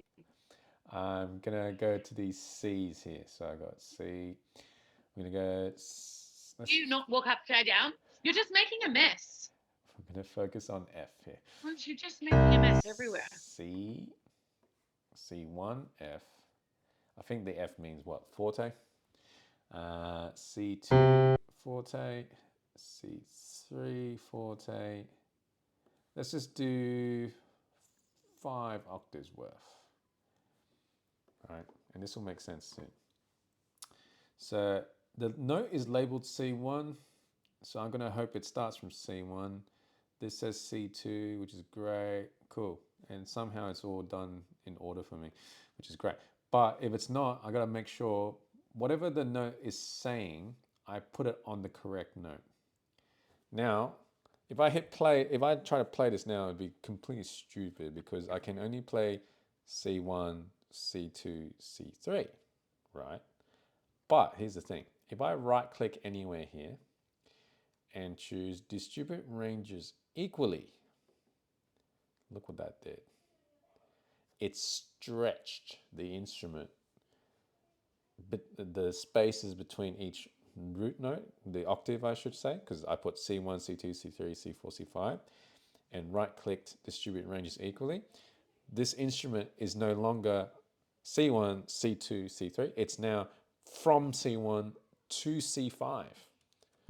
If I turn my arpeggiator off. Okay. Jesus. Why is it doing that? Oh, yeah, because I put the bloody... Sorry, turn this off. How do you get the keyboard to come out? So I can drop the sample in. I get the bit that looks like above, but for whatever reason, there's no keyboard to the right. You got to click on zone. Oh, there we go. Got it. Yeah. Cool. So remember, you got to be very precise with this. Sorry, I made a mess here. I need to set these up. So I'm putting C1 with C1. Let's put C1. Choose your notes first. So choose C1, C2, C3, yep. C4. Try to choose the same key for each one. And make sure C1 is on C1 on this main keyboard area. Yeah. Just let me know if you got that while I fix this. Why is the volume so crazy? Yeah, but then you've make it cross across all the things to C1 to C2. Okay, cool. Got it. Okay. Well, after you, as long as they line up first, then you right click to do distribute ranges equally. And you're essentially creating a little stretch. But provided you got C1, C2, the gaps between the notes shouldn't be too severe. So you're kind of making a multi-sampling. Why is there sometimes multiple? Oh, it's mezzo, forte, forte, as you were saying. Okay, there we go. Figured it out. Nice. Why is that so loud? Forte is crazy. Oh, there we go. How do you do the next note? Next note? Yeah, if you've done one note, how do you get the next note? Because you can't drop it straight into the sample. So I grabbed each note, C1, C2, C3, C4. I put them into here, right? Oh, you put them into there, not into the sample. Yeah, okay, into got here. It. Yeah. Okay. Oh, easy. Got it. Okay. So yeah, from what do I have here? From 5 notes, I have a 5-octave range keyboard. And these notes, I'm just gonna put them all into best mode so it sounds clearer.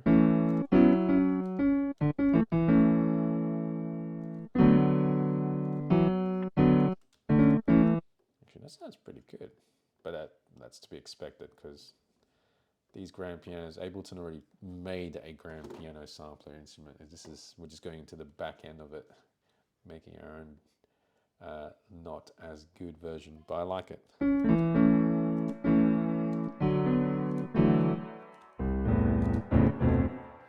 So yeah, if I pop some chords in here,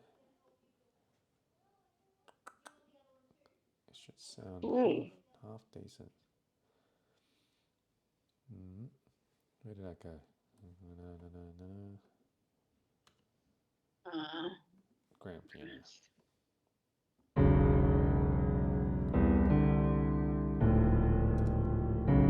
Oh, it's too low.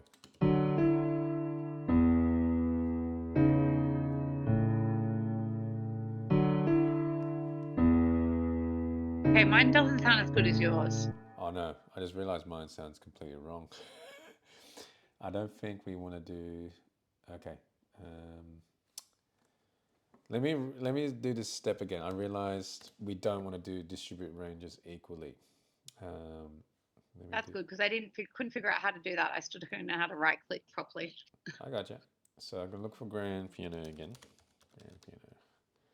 Still the same thing. So C1. Where's the C's? C1F, C2F, C3F, C4F, and C5F. I kind of presume they all landed where they needed to, but they didn't. So why did they go straight to maximum volume? Let me just change that and make sure these play ranges are all set up correctly. So I don't know if that was the same problem for people here, but let me see. So C, this needs to say C1, not E1. So that's our first problem. C2, C3, C4, C5. Okay, that looks correct. So I'm checking the root note here. Yeah, so it looks right so far, which is good. But when I right click anywhere around here, I don't think I click distribute ranges equally. I should be distributing ranges around root key. This other one here. Let me just check. That looks a bit more. Where's that volume gone crazy again?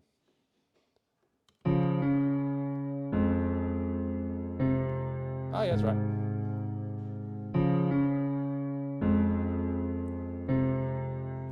Just not these low notes won't sound good. So it gets really out of quality.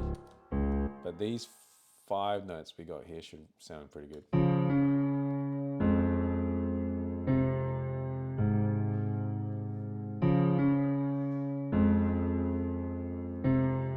Yeah. Nice.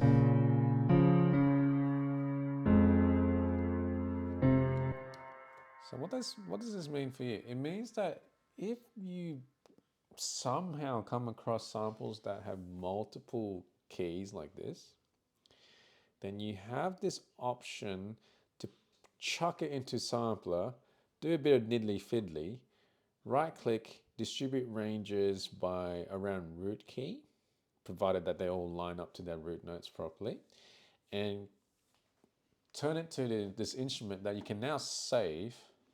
I'm going to call this Dave's Lo-Fi Piano, right?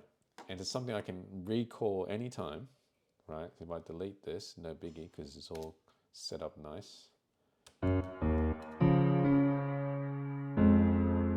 It's kind of cool. Why does your one sound so much nicer? Mine sounds really bad. I believe the reason why they say F is because some of the samples were set up to maximum volume, so they distorted very badly. If it sounded harsh and yucky, if that's what you thought, then go into each sample, make sure the volume's on 0, because I noticed that a few of them were 24, which is crazy. The other problem I noticed was some samples started like the wrong spot. Yeah, one of them starts in a weird tail end. Yeah, okay. So that's the same problem as mine. So that's the sample's fault. So what I did was I literally grabbed I've just changed it. Good. Now, before you save that as your piano like I did. I'm not going to save this. That's fair. What you can also more interestingly do is create a super instrument using audio files. So for example, if I type in C3, I might have other samples that are in that same key. I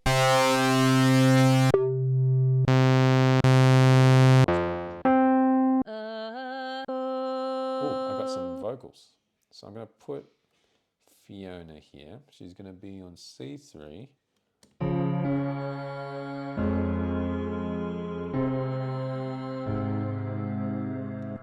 And I have more Fiona. She's also on C3. So I'm stacking up this instrument with other sounds. I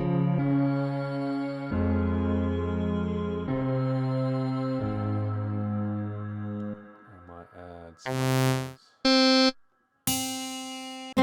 guitars. weird synth sound. Let's go home.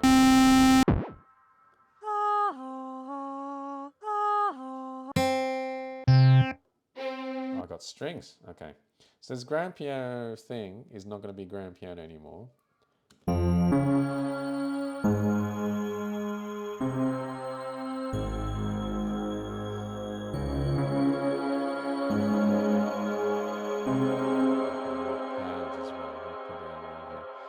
But I'm not going to be that lazy. I'm going to fine tune the ranges a bit.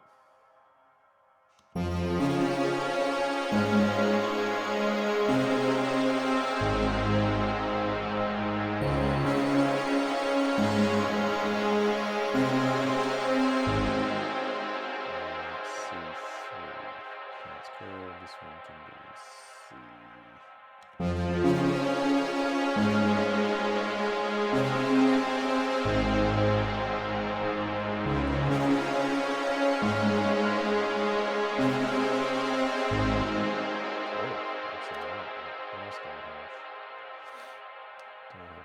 More straightforward chords here.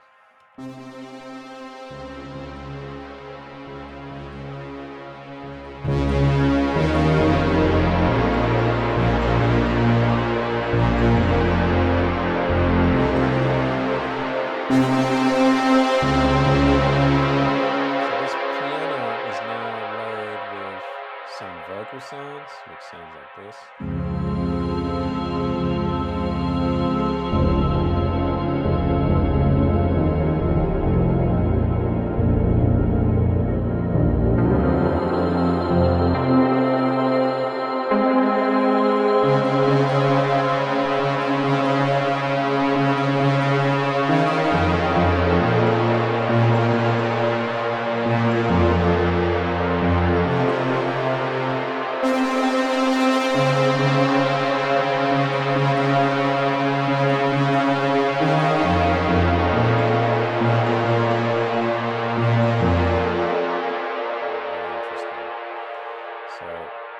How did this happen? Some of these sounds I made, some of these sounds were given to me, some of these were downloaded on Splice, some of these come from Ableton. The key is, all of them are in the same key, even though some of them are in different octaves. And I'm literally making this super instrument using multiple instances of the same key, right? So bunches of C's here, C1, C2, C3, stacking them up. And one key press is going to play, how many audio files are playing? 10 audio files.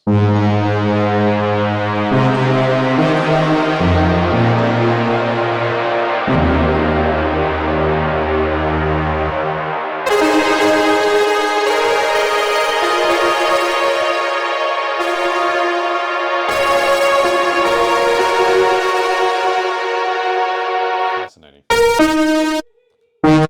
And I can still add filters. Filter envelopes, you know the deal.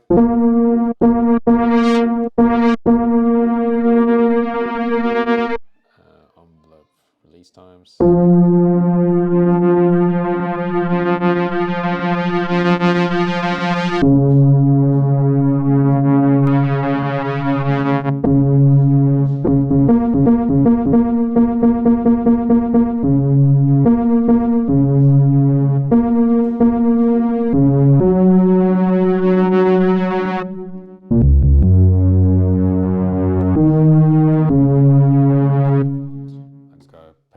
To how many voices I can play at the moment. 6 voices, that's plenty, but let's go as high as we need.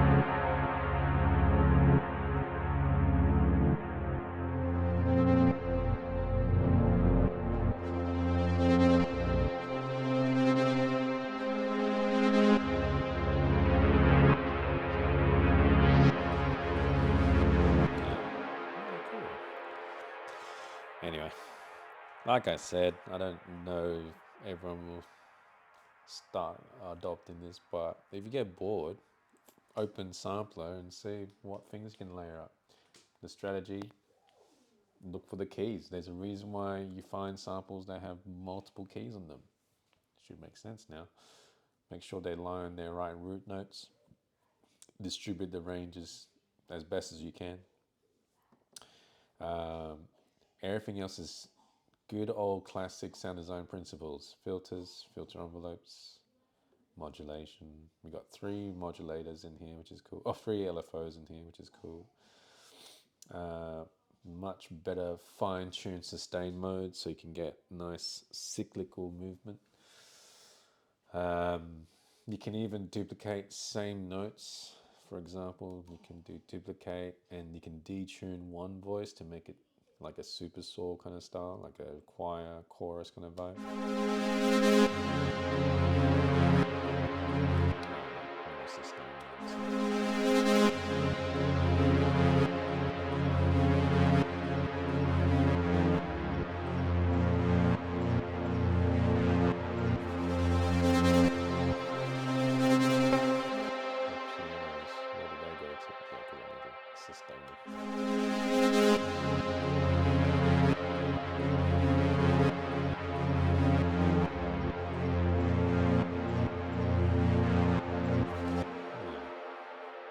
Could be fun.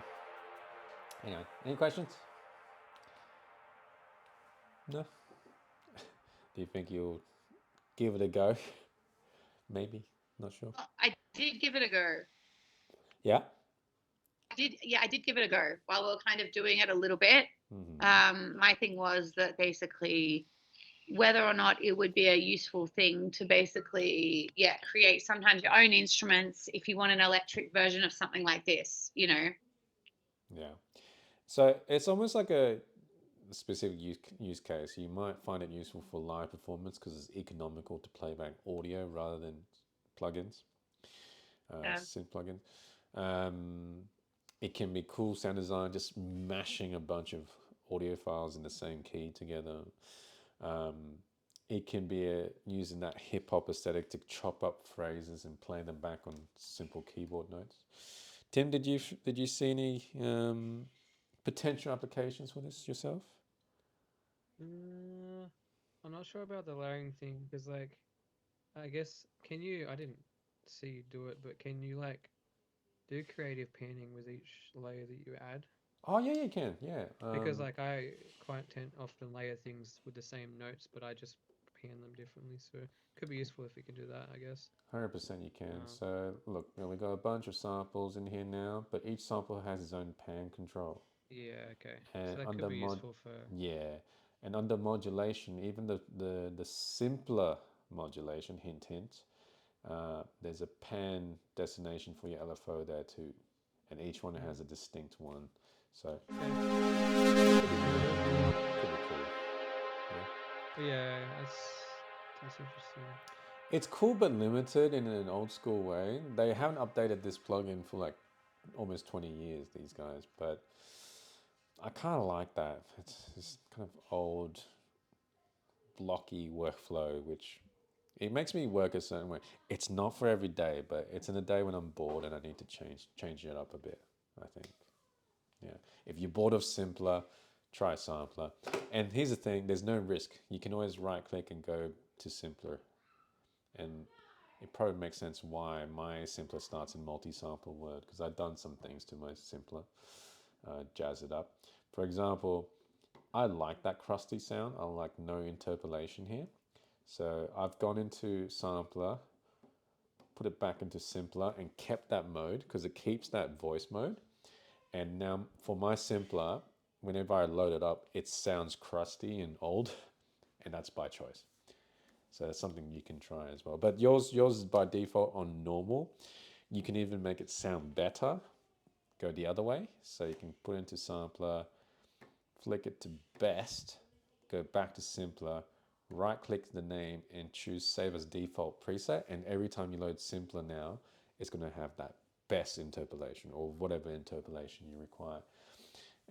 Use these save as default presets to your advantage. If you find yourself, and this is just general advice now, if you find yourself going using Ableton EQs or reverbs and you're always doing the same thing, like you always got a high pass or something like that ready to go, like that, then you can always go right click save as default preset. So the next time you load it, you don't have to choose that frequency again. You can literally just go, all right, just go bang, and then there it is. It's on. Get what I'm saying? Trying to speed up that workflow, especially, oops, my son's here, especially if you know yourself just doing the same thing every time, save that bit of time, yeah?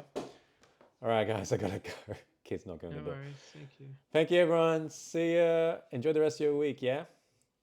Yeah. Bye, Ah, bye, you bye. too. No worries. See ya.